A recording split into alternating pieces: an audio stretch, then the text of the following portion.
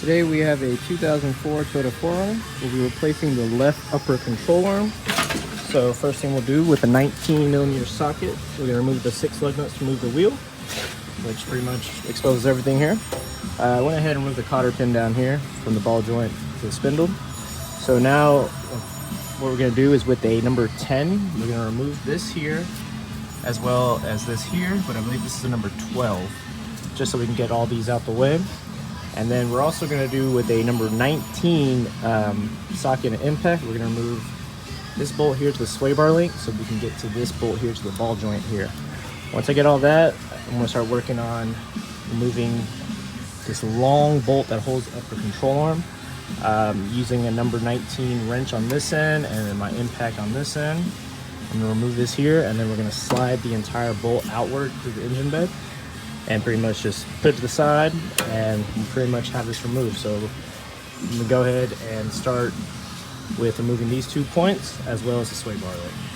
All right, and we'll move the next step.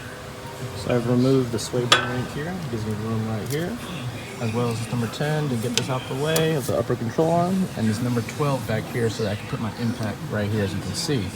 So now with a 19mm wrench on this end to hold it, I'm going to take this nut off right here, and then from there I'm going to remove this nut here and basically free this up, sliding that bolt out towards the engine bay. Probably just going to slide it out and just kind of let it sit somewhere around here, since it's going to go back in the same exact way, and then from there we can remove it. All right, so I went ahead and removed this nut here.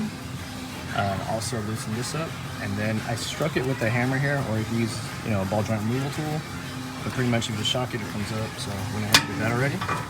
So now with this, I'm just gonna push that bolt all the way across, keeping in mind this washer here. There's also gonna be a washer with the nut here, and we're just gonna push it all the way through, and just keep sliding. Basically, just keep working it all the way out.